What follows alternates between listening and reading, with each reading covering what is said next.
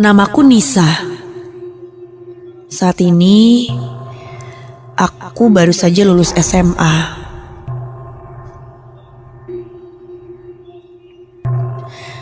Cerita yang kuceritakan ini adalah kejadian di bulan Desember tahun lalu. Saat aku dan teman-teman kelas mengadakan acara di sebuah villa di daerah Cihideng, Lembang.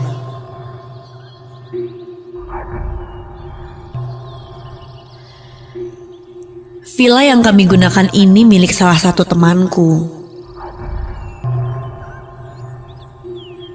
Villa ini lumayan besar dan memang biasa digunakan untuk acara-acara keluarga besar atau reunian sekolah.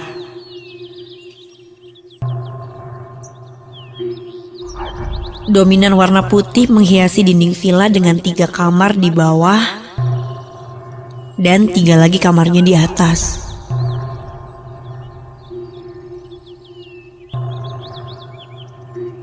Dengan ruangan tengah yang cukup besar dan beberapa space yang bisa dimanfaatkan,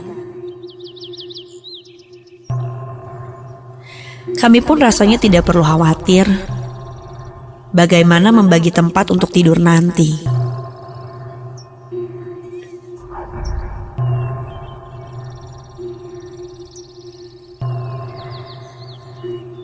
Acara yang berlangsung 2 hari dan 1 malam itu diadakan sekedar untuk melepas penat dan mempererat pertemanan kami.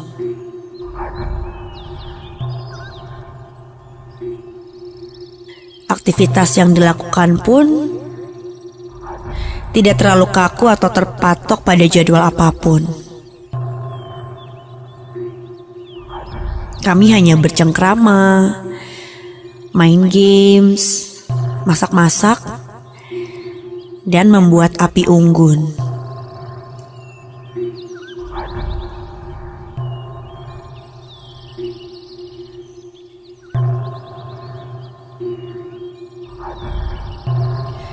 Hampir semua teman kelas kami ikut acara ini.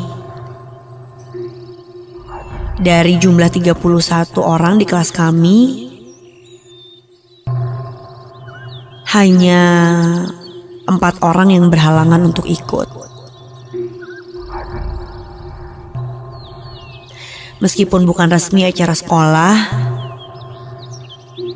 teman-teman kelasku ini memang agak rebel saja.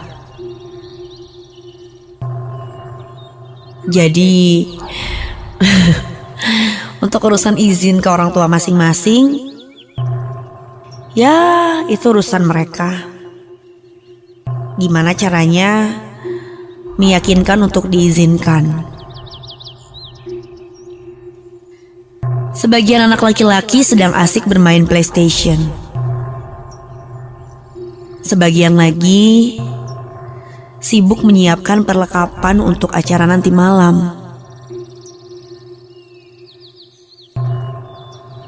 Sedangkan yang perempuan, ada yang sibuk di dapur menyiapkan makanan. Ada juga beberapa yang ikut membantu menyiapkan apa saja yang diperlukan, terutama untuk acara api unggun nanti malam. Aku ikut menyiapkan kebutuhan untuk acara nanti malam. Saat itu, aku terbesit untuk membicarakan hal-hal mistis dengan teman-temanku itu.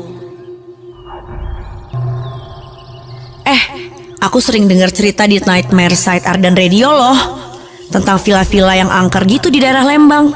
Kira-kira menurut lo, villa ini angker nggak? Nggak tahu sih. Si Disti nggak pernah cerita soalnya.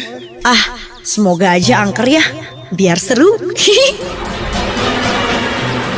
Terus jangan dong, nanti kalau ada kejadian apa-apa repot kita. Hehehe, bercanda tuh Bal, mending gitu doang.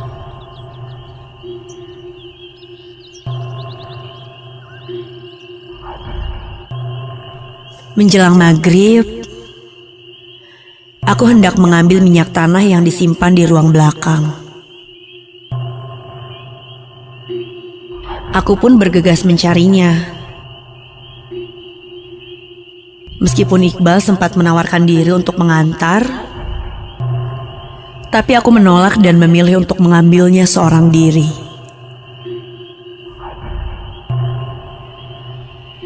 Entah mengapa,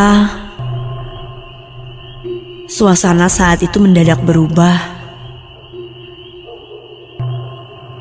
Ketika aku berjalan ke halaman belakang, seperti sunyi senyap kurasakan.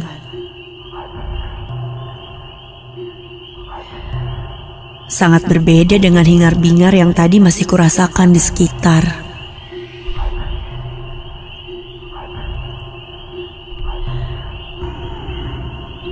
Ketika aku sampai di ruangan belakang yang ternyata adalah gudang ini, tiba-tiba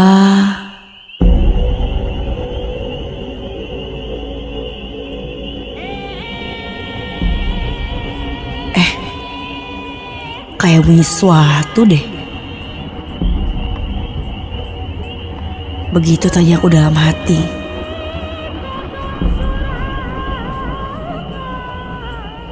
Aku bergegas mengambil minyak tanah itu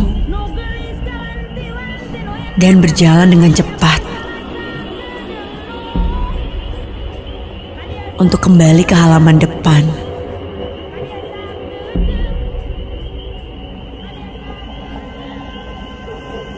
Aku lekas memberikan minyak tanah itu kepada Iqbal dan menceritakan yang kudengar tadi. Bal, masa pas tadi aku ke gudang itu, aku kayak dengar bunyi musik tradisional gitu loh. Nggak tahu dari mana sumbernya. Langsung merinding banget dengernya. Begitu kataku. Tapi Iqbal tidak merespon apapun. Dan hanya terjongkok seorang diri di depan tumpukan kayu yang akan dijadikan api unggun itu. Aku pun teringat kalau saat itu adalah waktu maghrib.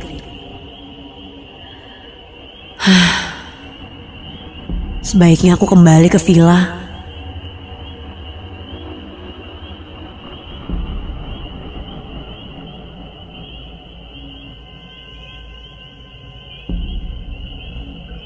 Ketika aku akan masuk dan membuka pintu, loh, Iqbal? Kok kamu di sini? Bukannya tadi di luar? Apaan sih, Nis? Orang aku dari tadi di sini pas kamu ngambil minyak tanah. Jangan aku takutin deh. Nggak lucu ah. Tapi Bal, tadi... Udah. Aku mau ambil korek dulu nih di depan. Tadi ketinggalan. Sumpah aneh banget. Padahal jelas-jelas tadi aku lihat Iqbal di halaman depan. Begitu gumamku dalam hati. Setelah kejadian itu, aku pun merasa ada yang tidak beres. Aku tadinya hendak bercerita kepada teman-teman, tapi benar juga kata Iqbal. Kalau ada kejadian-kejadian seperti itu, orang-orang akan merasa tidak nyaman. Lagi pula tujuan kami kesini kan memang untuk senang-senang. Untuk apa pula kurusak dengan cerita pengalamanku tadi?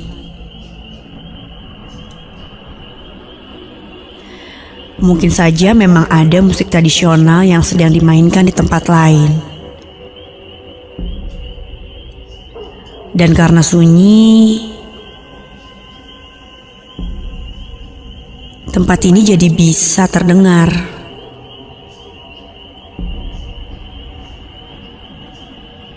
Tapi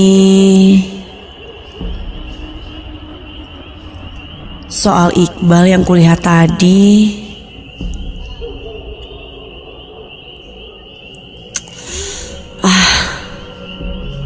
sudahlah.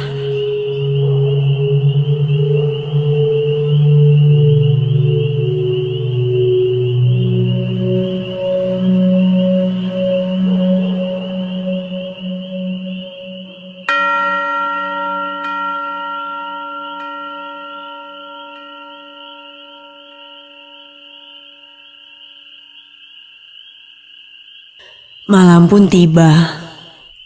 Kami semua berposisi melingkar, mengelilingi api unggun yang menyala dan sekaligus menghangatkan tubuh ini. Kami larut dalam tawa, nyanyian, dan juga makanan yang menjadi menu kebahagiaan dan kebersamaan malam itu.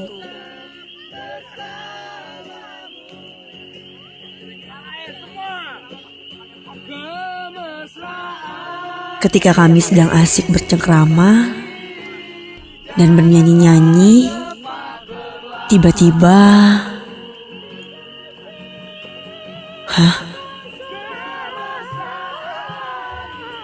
ku dengar bunyi gamelan itu lagi.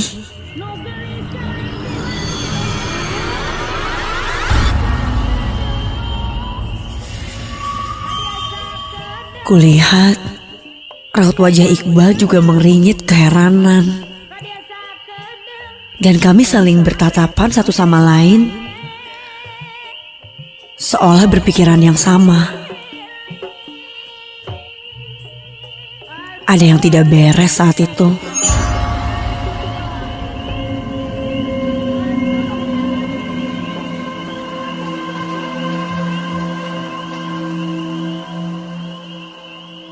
Setelah acara malam usai, semua bergegas masuk villa dan bersiap untuk tidur.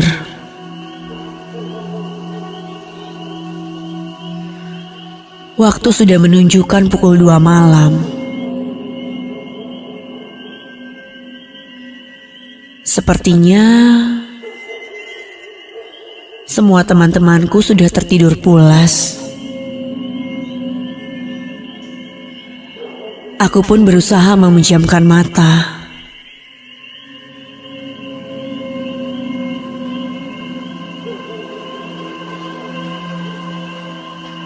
Tapi ketika aku hendak tidur,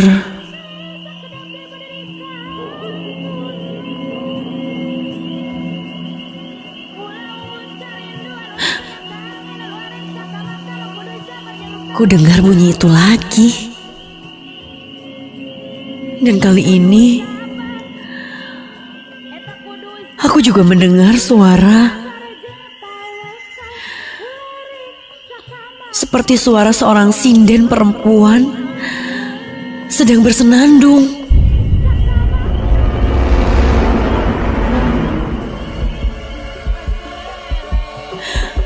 Debar jantungku rasanya semakin menjadi. Apalagi setelah aku dengar seperti ada benda kecil yang sengaja dilempari berkali-kali ke arah jendela kamar tidur ini. Rasa takut dan penasaran saat itu juga datang bersamaan padaku. Dan akhirnya aku memberanikan diri untuk mengintip ke arah jendela.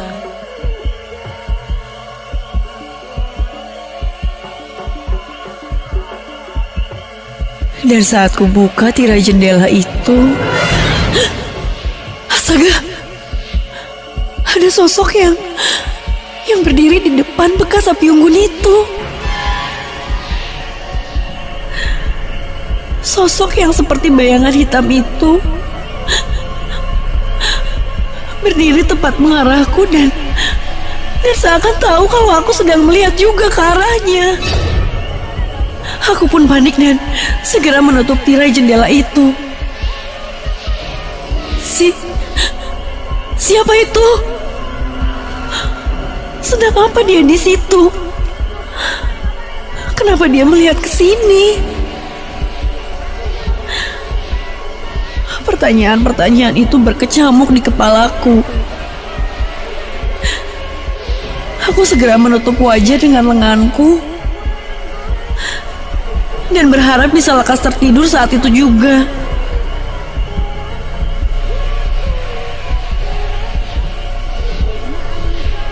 Akan tetapi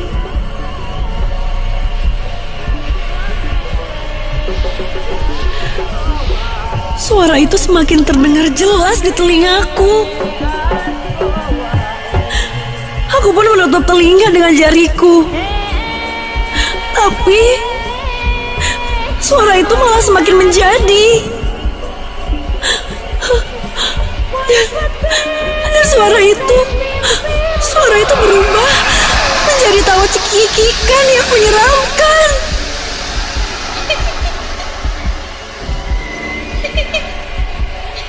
Aku pun yang ketakutan akhirnya menjerit sekencang-kencangnya.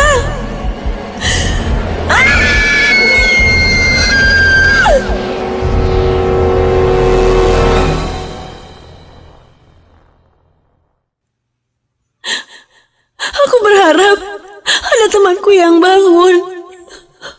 Tapi entah kenapa suasana seperti sunyi senyap saja. Hanya suara cekikikan itu yang kudengar. Dan ketika aku buka mata, astaga, aku di mana ini? Kenapa aku tidak sedang di kamar? Ya Tuhan, apa yang terjadi? Aku berada di sebuah ruangan yang entah itu di mana. Dan ketika aku hendak beranjak terbangun, kulihat ada seorang perempuan sedang menari-nari sambil bersenandung. Wanita itu memakai kemben hijau dan kain batik dengan selendang hijau tua, dan dia lincah menari membelakangiku. Dan ketika dia membalikkan badan, kulihat wajah perempuan itu pucat dengan bola mata putih membelalak. Ya Tuhan, kulitnya kering dan keriput, dan dia bersenandung sambil terus cekikikan.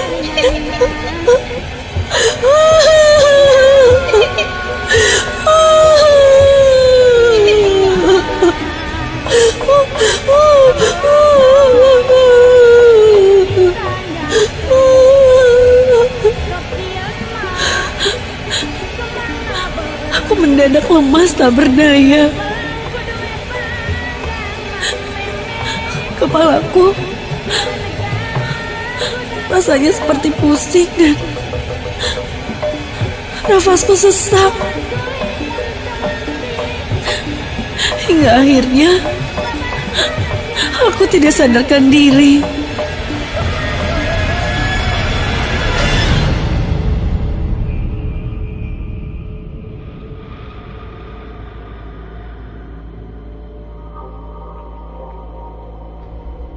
Keesokan harinya, aku terbangun dan sudah ada teman-temanku.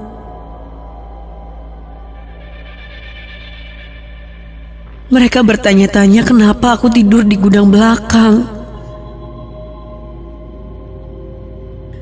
Tapi aku sendiri pun heran.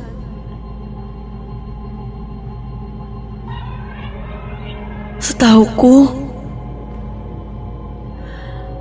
aku tidur di kamar. Dan walaupun agak samar, ku ingat saat ku tahu tiba-tiba aku sedang tidak di kamar.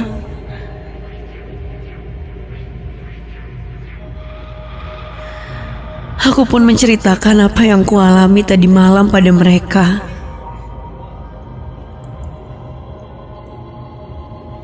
Tapi sebagian dari mereka malah mengira kalau aku sleepwalking atau mengigau.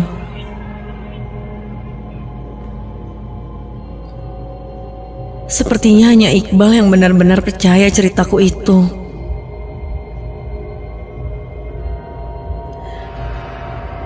Sampai saat ini, pengalaman menyeramkan yang kualami itu masih menjadi misteri sendiri bagiku. Dan